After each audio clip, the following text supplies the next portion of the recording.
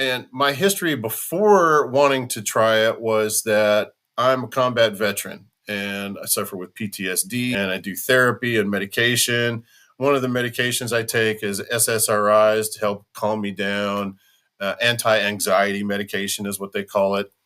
And I was in a therapy session with my therapist, and I used to have a lot of health issues because I was really heavy and over 400 pounds. I lost a lot of weight and I've got off so many medications. I wanted to talk to my therapist. I was like, I've been taking this SSRI medication for a long time. When can I get off of this?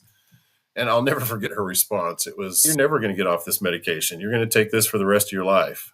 And that moment, I felt absolutely defeated. I was like, you're going to tell me that I'm so broken as a person that I can't function in society without taking this medication.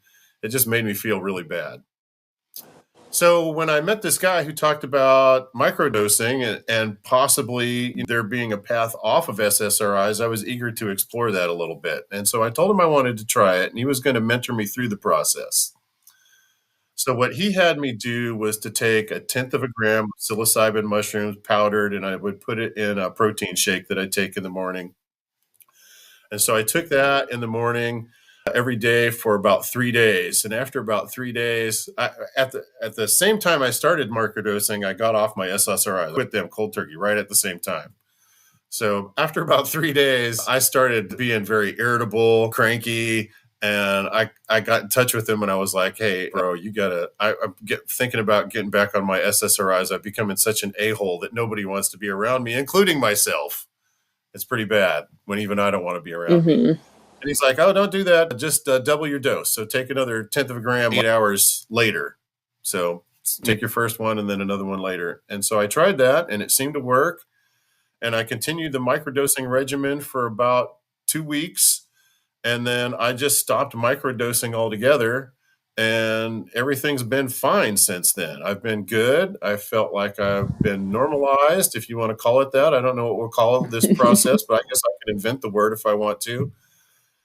And then fast forward a year later, I'm doing a podcast with a gentleman, and he's talking about how his sister had a lot of emotional problems and she committed suicide. And then I shared my microdosing story, and he was really taken by that. And he was like, oh, man, that could have been the thing that saved my sister. And I was like, could be. And he contacted me offline after the show and was like, oh, man, I'm having a lot of emotional problems and things like that. Do you think you could help me? So I was like, well, I could tell you what the guy told me. So, and basically it was to start off at the lowest, the same way when you're doing THC or CBD, if you're trying to look for some kind of medicinal effect, I think, is to start off at the lowest dose and then work your way up until you get the desired effect, right? So 1/10 of a gram is where I started. That's what I told him to do. And that didn't really work for him. He wanted to go up to 2/10 of a gram. And I was like, oh, the important thing there is that you shouldn't be feeling high. You shouldn't be feeling intoxicating effects from this at all. You should just feel better. And his story was similar to mine. He improved his life pretty dramatically right off the bat. He was a salesperson and you could see it. And he showed me the charts. Before I started microdosing, my level was way down here. I started microdosing and my sales went way up exponentially. So he could see it and he was really excited, and it changed his life, changed my life. And it's been a big life-changing experience. The psilocybin has been very therapeutic for me.